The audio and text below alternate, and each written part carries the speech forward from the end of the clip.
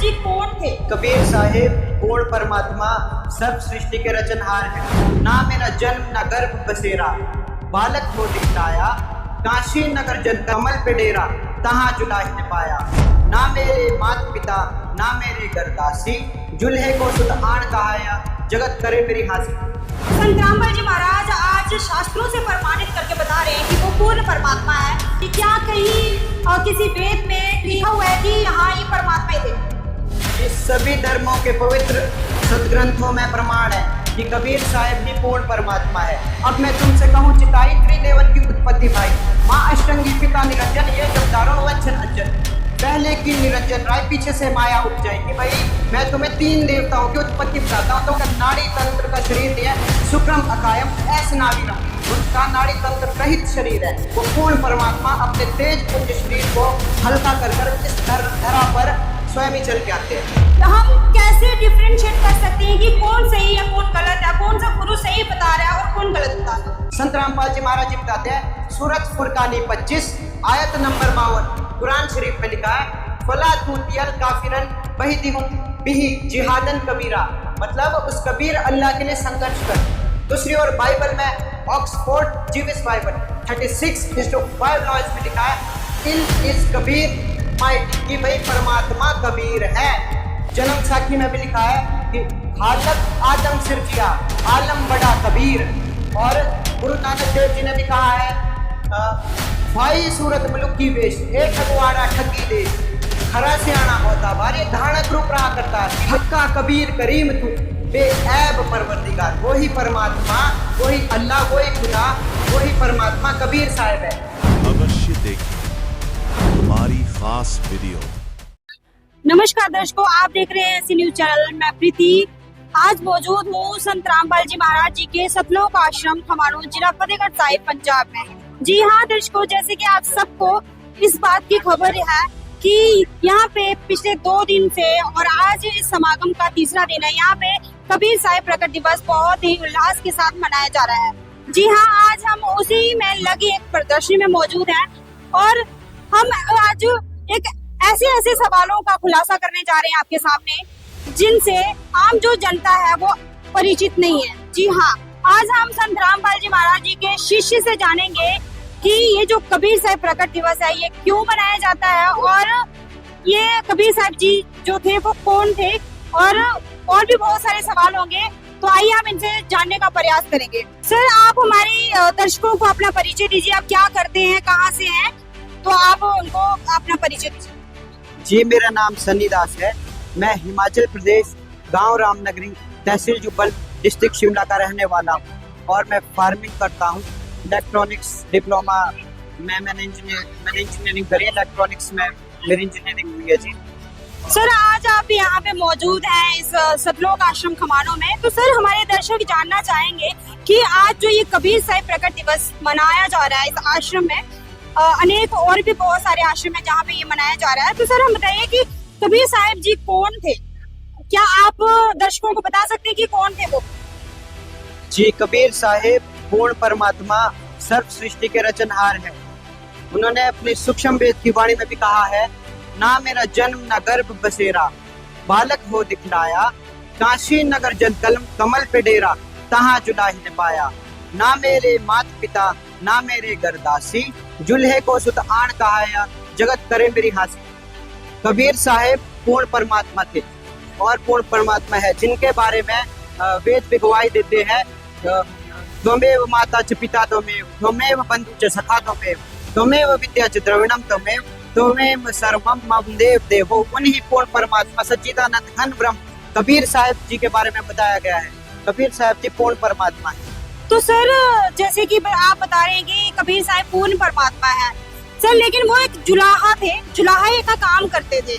लेकिन संत रामपाल जी महाराज आज शास्त्रों से प्रमाणित करके बता रहे हैं कि वो पूर्ण परमात्मा है। सर, इसे कैसे लोगों को पता चल सके कि वो परमात्मा ही थे? क्या कहीं किसी वेद में कि कहीं वो उनका वो लिखा हुआ है कि हाँ ये परमात्मा ही थे?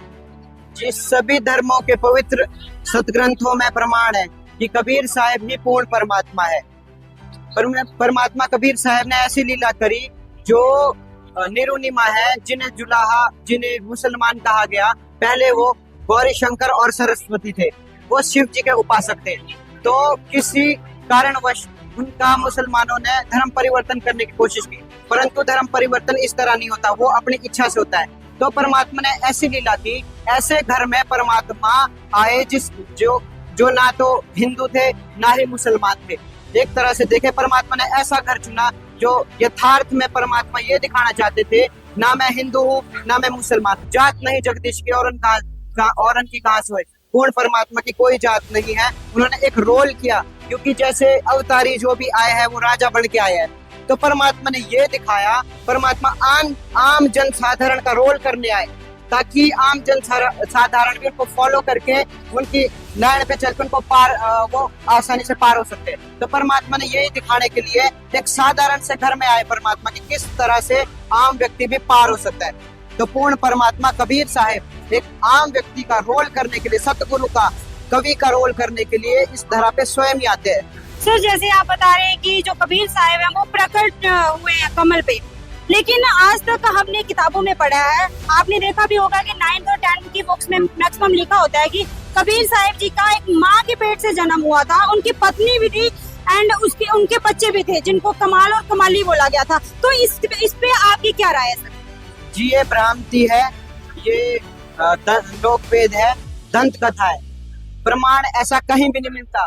कबीर साहब की वाणी से आप जी को बताया था, उन्होंने कहा ना मेरे माता पिता ना मेरे घर दासी, जुल्हे को सुतान कहा है, जगत करे मेरी आस, ना उनके माता ना पिता, वो अजन्मा है, वो तो एक लीला करने आए थे। और जो आप एक पुत्र और पुत्री की बात कर रहे हैं, वो कमाल और कमाली थे। जो परमात्मा कबीर साहब की लीलाओं में जिसका वर्णन है, उन्होंने मृतक शरीर को जीवन दान दिया था, उन्होंने मुर्दे को जिंदा करा था, तो उन्हें अपने बेटे रूप में उन्होंने अपने पास रखा। तो ऐसा कोई भी प्रमाण नहीं है कि उनकी शादी हुई थी और उनके पुत्र थे। तो सर, जैसे कि आप बता रहे हैं कि उनका कोई जन्म नहीं हुआ था, वो प्रकट हुए थे, जैसे कि आपने बताया कि शास्त्रों में ये सब प्रमाणित है, लेकिन आम जनता जो है वो उनको परमात्मा नहीं मानती है। वो आजकल जो जितने भी लोग हैं वो मैक्सिमम शिव जी की भक्ति करते हैं, विष्णु और ब्रह्म तीनों को मानते हैं, ये जो 3 गुण है उनको मानते हैं। लेकिन लोग कैसे ये जान पाए कि ये कबीर साहब जो पूर्ण परमात्मा है और संत रामपाल जी जो ज्ञान बता रहे हैं वो ही सही है? जी, आपने बहुत अच्छा प्रश्न किया यहाँ पर। इसका प्रमाण गीता अध्याय 8 श्लोक 9 में भी है। उसमें लिखा है कविम। कविम का अर्थ सर्वज्ञ क्या है? सर्वज्ञ का मतलब जो सब कुछ नॉलेज रखता हो। तो सर्वज्ञ का मतलब ये होता है जो सभी कुछ जानकारी। ये सब जानकारी केवल कबीर साहब के पास थी। उन्होंने तो उत्पत्ति तक बताई है त्रिदेव की, जिनको सुप्रीम मानते हैं, जैसे आप जी ने बोला। तो उन्होंने अपनी सूक्ष्म वेद की वाणी में कहा है, अब मैं तुमसे कहूँ चिताई त्रिदेवन की उत्पत्ति भाई, माँ अष्टंगी पिता निरंजन, ये जमदारुण वंशन अंजन। पहले की निरंजन राय पीछे से माया उपजाई, कि भाई मैं तुम्हें 3 देवताओं की उत्पत्ति बताता हूँ, तो वो ही सर्वज्ञ हुए। तो कवि सर्वज्ञ का, इन्होंने कवि का अर्थ बेशक सर्वज्ञ क्यों ना किया गया हो, परंतु कवि का मतलब बिल्कुल क्लियर है, कबीर साहब। और सर्वज्ञ भी वही है, जब उन्होंने 3 देवताओं की उत्पत्ति के बारे में बता दिया, तो वो सर्वज्ञ क्यों ना हो। तो इसी तरह पूर्ण परमात्मा कबीर साहब सिद्ध होते हैं। वो किसी के गर्भ से जन्म नहीं लेते, वो सहशरीर आते हैं, सहशरीर जाते हैं। इसका प्रमाण भी है। और वो जब वो शिशु रूप में जब उनकी परवरिश होती है, तो वो कुंवारी गाय के दूध से होती है। उनकी परवरिश यहाँ के खाद्य पदार्थों से नहीं होती है। और उनका नाड़ी तंत्र का शरीर नहीं है, शुक्रम अकायम ऐसनावीरम, उनका नाड़ी तंत्र रहित शरीर है। वो पूर्ण परमात्मा अपने तेज पुंज शरीर को हल्का कर इस धरा पर स्वयं ही चल के आते हैं। सर, आपने जैसे बताया कि हमारे शास्त्र में भी ये प्रमाणित नहीं है कि हमें इन देवी देवताओं की भक्ति करनी चाहिए, क्योंकि कबीर साहब आप बता रहे जैसे कि पूर्ण परमात्मा है। लेकिन सर, लोग कैसे माने कि कबीर साहब भी परमात्मा है, क्योंकि वो आजकल पहले से जो चलती आ रही है साधना, और बाकी के जो धर्म गुरु हैं वो भी सेम साधना बताते हैं कि हमें देवी देवताओं को अगर हम पूजेंगे तभी हम पार लग सकते हैं। लेकिन हम कैसे डिफरेंशिएट कर सकते हैं कि कौन सही है कौन गलत है, कौन सा गुरु सही बता रहा है और कौन गलत बता रहा है? ये बहुत अच्छा सवाल है। सबसे पहले तो आपने ये पूछा कि कैसे पता करें कि पूर्ण परमात्मा कबीर साहब है। संत रामपाल जी महाराज जी ने क्लियर डिस्क्लोज किया हुआ है। अब जैसे आप जी को सूक्ष्म वेद की वाणी बताई थी पहले, अब आपको प्रमाण सहित बताते हैं। सबसे पहले कुरान शरीफ को ले चलते हैं। संत रामपाल जी महाराज जी बताते हैं, सूरत फुरकानी 25 आयत नंबर 52, कुरान शरीफ में लिखा है फला तूतियल काफिरन बहिदिहुम बिही जिहादन कबीरा, मतलब उस कबीर अल्लाह के लिए संघर्ष कर।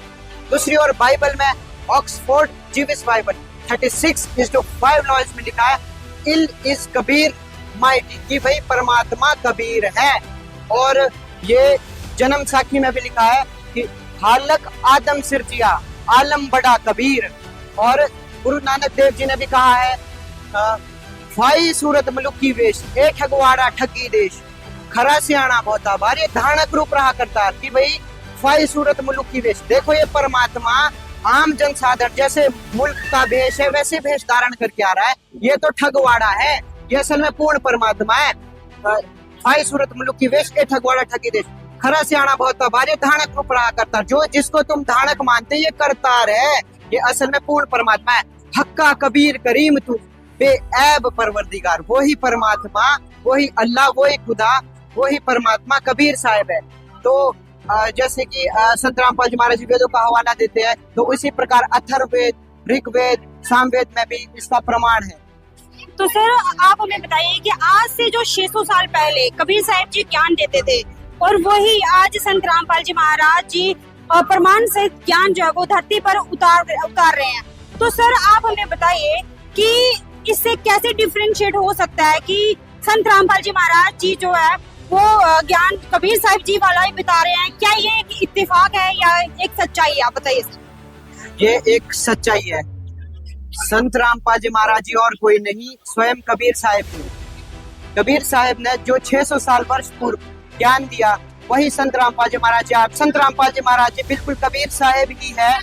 जैसे कि एक वाणी है कि सतगुरु पूर्ण ब्रह्म है, सतगुरु आप अलेख, सतगुरु रमता राम है या मैं मीन नमे, मतलब सतगुरु ही पूर्ण ब्रह्म है। अब पूर्ण ब्रह्म कौन है? कबीर साहब। सतगुरु पूर्ण ब्रह्म है, सतगुरु आप अलेख, सतगुरु रमता राम है या मैं मीन नमे। इसमें एक भी प्रतिशत मीन में नहीं है कि संत रामपाल जी महाराज ही कबीर साहब है।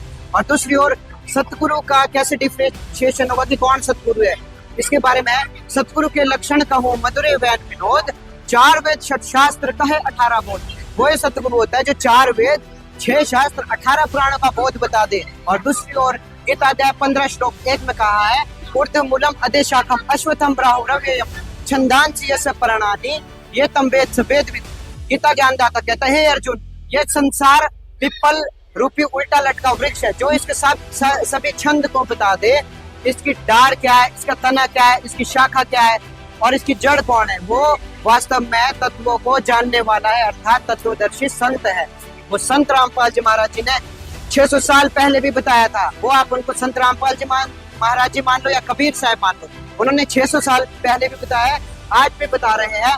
अक्षर पुरुष एक पेड़ है, निरंजन वाकीदार, तीनों देवा शाखा है, ये 5 रूप संसार। इति सिद्धम संत रामपाल जी महाराज जी वो पूर्ण गुरु है, वो तत्वदर्शी संत है, वो पूर्ण परमात्मा स्वयं ही है। सर आप बता रहे हैं कि संत रामपाल जी कबीर साहिब जी के अवतार हैं, लेकिन सर लोगों का मानना ये है कि अगर हम देवी देवताओं की भक्ति छोड़ते हैं तो हमें परम गति को प्राप्त नहीं होगी, हमारा मोक्ष नहीं हो सकता। लेकिन आप बताते हैं कि कबीर साहिब जी जो भक्ति देते हैं उससे मोक्ष हो सकता है। तो सर ये कहाँ प्रमाण लिखा कि हमें देवी देवताओं की भक्ति छोड़ के कबीर साहिब जी को मानना है? बहन जी बहुत अच्छा सवाल है आपके द्वारा। जैसे कि आप जी ने बताया संत रामपाल जी महाराज जी तो ये बताते हैं, अभी तक आप बोल रहे थे कि भाई भक्ति छुड़वाते हैं, हमने तो अभी इनकी साधना पकड़ी भी नहीं है, हमें तो ये भी नहीं पता यथार्थ में भक्ति साधना किसे कहते हैं। संत रामपाल जी महाराज जी बताते हैं तीनों देवा कमल दल बसे ब्रह्मा विष्णु महेश, प्रथम इनकी वंदना फिर सुन सतगुरु उपदेश की। तीनों देवा तो कमल दल में बसते हैं, घट पिंड में जगदीश है, परमात्मा गुरु और देवी देवता को वास्तव शरीर में ही है। अब आपको बताते हैं गीता अध्याय 16 श्लोक 23 में लिखा है ये शास्त्र विधिम उत्सृज्य वर्तते कामकारता न से सिद्धिम वपनोति न सुखम न प्राम गतिम, मतलब जो शास्त्र विधि को त्याग कर मनमान आचरण करता है उसको सुख तो क्या, उसको गति भी नहीं होती। अब शास्त्र विधि क्या है? संत रामपाल जी महाराज जी गीता का हवाला देके बताते हैं। गीता अध्याय 17 श्लोक 23 में कहा है ओम तत्सत इति निर्देशः ब्रह्मणे त्रिविधे स्मृत है, मतलब सच्चिदानंद घन ब्रह्म पूर्ण परमात्मा को पाने का ये 3 यथार्थ मंत्र है। ओम, ओम तो है ये सर्व हिंदू धर्म जानता है ओम क्या है। तत् एक कोड वर्ड, एक सांकेतिक शब्द, एक इशारा है, और एक सत है, सत भी एक मंत्र है। वैसे ही पवित्र कुरान शरीफ सूरह अश-शूरा में लिखा है एन सीन काफ। एन का मतलब अ, सीन का मतलब ओम, तत्सत। क्लियर, इसकी ओर संकेत है एन सीन काफ का। तो संत रामपाल जी महाराज जी यथार्थ रूप से प्रथम चरण में ही इन देवी देवताओं की भक्ति साधना बताते हैं। वैसे भी हमारे पवित्र हिंदू धर्म में पंचदेव साधना का प्रावधान है। तो संत रामपाल जी महाराज जी सनातन और पुरातन ज्ञान दे रहे हैं और सनातन और पुरातन धर्म की स्थापना पुनः कर रहे हैं। तो संत रामपाल जी महाराज जी बिल्कुल भी वेद के ऐसे नहीं कि वेद के विपरीत बताते, एकदम वेदों के आधार पे बताते हैं। जो चीज स्वयं उनको अलग करती है कि वो यथार्थ में पूर्ण परमात्मा है और वो तत्वदर्शी संत है। सर आखिरी सवाल है आपके साथ। सर बताइए कि जो रात को वीडियो चलाई गई यहाँ पर आश्रम में, कलयुग में सतयुग की शुरुआत भाग 7, तो सर आप बताइए कि ये सब जो वीडियोस अभी अपलोड हो रही हैं, वायरल हो रही हैं, जिससे संत रामपाल जी पूरे विश्व भर में फेमस हो चुके हैं, तो आप सर हमें बताइए कि क्या ये जो कलयुग में सतयुग की शुरुआत है वो शुरू हो चुकी है? आप लोगों में क्या परिवर्तन हमें देखने को मिल रहा है इस टाइम पे? ये भी बहुत अच्छा सवाल था। जो ये मुहिम चल रही है ये है अन्नपूर्णा मुहिम। इसका नारा है, संत रामपाल जी महाराज जी का नारा है, रोटी कपड़ा शिक्षा चिकित्सा और मकान हर गरीब को देगा कबीर भगवान। और संत रामपाल जी महाराज जी अपने मुख कमल से बताते हैं, है काम आदमी का औरों के काम आना, जीना तो है उसी का जिसने ये राज जाना। संत रामपाल जी महाराज जी यथार्थ में लाचार और असहाय और जिनके पास कोई भी सोर्स नहीं है तो संत रामपाल जी महाराज जी इतनी मदद करते हैं। ये तो एक बाप ही कर सकता है, ये तो एक परमात्मा ही कर सकता है। भूखों को रोटी खिला दे, इससे बड़ा कोई धर्म नहीं है। और जरूरतमंद को कपड़ा, अशिक्षित को शिक्षा प्रदान करना, अस्वस्थ को चिकित्सा देना, इससे बड़ी क्या मुहिम है? आप ये मत समझना ये कोई एडवर्टाइजिंग है, ये प्रत्यक्ष और सत्य दिखाया जा रहा है ताकि लोग जागरूक हो और लोग बढ़ चढ़ के इसमें हिस्सा ले। ये सतयुग का आगाज है। जैसे कि आपने बताया कि क्या सतयुग की शुरुआत हो चुकी है, बिल्कुल जी। इस प्रकार के प्रयत्न से, ये प्रयत्न भी नहीं मैं बोल सकता, मैं ये बोल सकता हूँ, ये सिद्ध करके दिखा रहे संत रामपाल जी महाराज जी कलयुग में सतयुग चल पड़ा है। और विशेष रूप से तो आगे आने वाला भविष्यवाणी का पुराण में भी इसका प्रमाण मिलता है कि 2032 से कलयुग खत्म होकर सतयुग की शुरुआत हो जाएगी, जिसे कबीर युग भी कहा जाता है। तो ये आने वाले सतयुग का आगाज है। संत रामपाल जी महाराज जी के अतिरिक्त कोई भी इस सेवा को नहीं कर सकता। अन्नपूर्णा मुहिम जैसी कोई सेवा चला दे, ये किसी आम व्यक्ति की इतनी हिम्मत नहीं है कि वो उम्र संत रामपाल जी महाराज जी ये दावा करते हैं, जब तक वो इतने सक्षम नहीं हो जाते, जब तक उनको 2 रोटी का साधन या वो उनकी जरूरत पूरी नहीं हो जाती, तब तक उनकी उम्र भर जो है मदद की जाएगी। तो सर ये दर्शक जो है वो भी ये भी जानना चाहते हैं कि संत रामपाल जी महाराज का कोई अपना काम होगा या कोई इनकी जरूरत होगी जिसकी वजह से वो लोगों की मदद कर रहे हैं, कोई सेल्फिश होगा, अपने जो रहते हैं कि भी हाँ लोगों से उनको कोई उम्मीद होगी इसलिए वो लोगों की मदद कर रहे हैं। तो सर ये सवाल काफी उठ रहे हैं, अभी सोशल मीडिया में भी होते हैं कि भी लोग मानते हैं कि संत रामपाल जी महाराज जो है वो ऐसे किसी की मदद नहीं करते, क्योंकि आज तक किसी ने उनकी मदद नहीं, खास करके सरकार ने भी नहीं की, लेकिन आज वही संत रामपाल जी उनकी इतनी मदद कर रहे हैं। इसका क्या कारण है? आप लोगों को क्या कहना चाहेंगे सर? जी, परमात्मा का तो कोई स्वार्थ नहीं होता। परमात्मा तो अपने बच्चों के हित के लिए आते हैं। यदा यदा ही धर्मस्य ग्लानिर्भवति भारत अत्युत्थानम धर्मस्य तदात्मानं सृजाम्यहम्। जब जब पाप बढ़ता है, चरम सीमा पे बढ़ जाता है, जब अधर्म ज्यादा राज करता है, पाखंडवाद बहुत फैल जाता है, ज्ञान बहुत फैलता है, तो परमात्मा स्वयं ही आते हैं।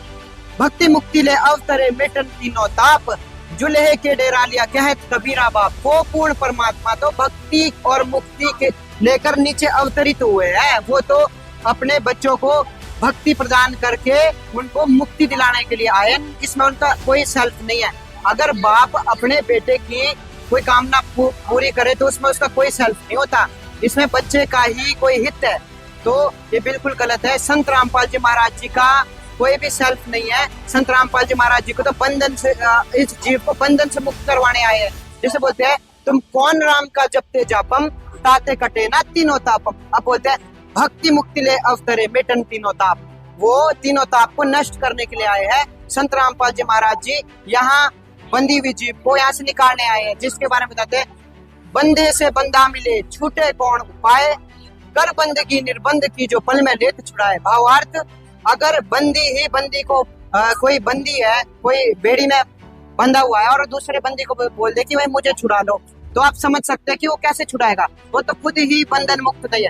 तो बोलते हैं कर बंदगी उस निर्बंध की, वो निर्बंध पूर्ण परमात्मा कबीर साहब संत रामपाल जी महाराज जी के रूप में वर्तमान में अवतरित है, मौजूद है। तो उस निर्बंध की भक्ति करने से ही हम सतलोक निज धाम जा सकते हैं। तो संत रामपाल जी महाराज जी का ये ही कार्य है, और इसीलिए संत रामपाल जी महाराज जी पूर्ण परमात्मा कबीर साहब संत रामपाल जी महाराज जी के रूप में ये लीला करने आए हैं, जिसके बारे में बताया था। जब ये युग बीत जाएगा 5505 है, तब ये वचन मेरा होगा साचा। कलयुग जब 5505 बीत जाएगा तो मेरा वचन ये पूरा होगा भी निर्धारित लगेगा। तो कलयुग इस वक्त जो 505 है वो बीत चुका है, और वो बिल्कुल वो प्राइम टाइम चल रहा है, जिस वक्त परमात्मा ने बोला था कि इस वक्त मेरी जो है सिद्ध होती हुई दिखेगी वाणी। एक अनेक हो गए पुनः अनेक हो एक, हंस चले सतलोक को सतनाम की टेक। इसका मतलब ये है कि एक मजहब था, मानव धर्म मानव पंथ था, वो अनेक हो गया, अब पुनः अनेक होगा। सतयुग की शुरुआत होगी और सभी एक होके एक झंडा एक भाषा होगी, फिर निज धाम सतलोक जाएंगे, जिसके लिए पूर्ण परमात्मा जिस मिशन के लिए यहाँ पे अवतरित हुए। उत्तर दक्षिण पूर्व पश्चिम फिरता दाणे दाणे नु, सर्व कला सतगुरु साहेब की हरि आए हरियाणे नु।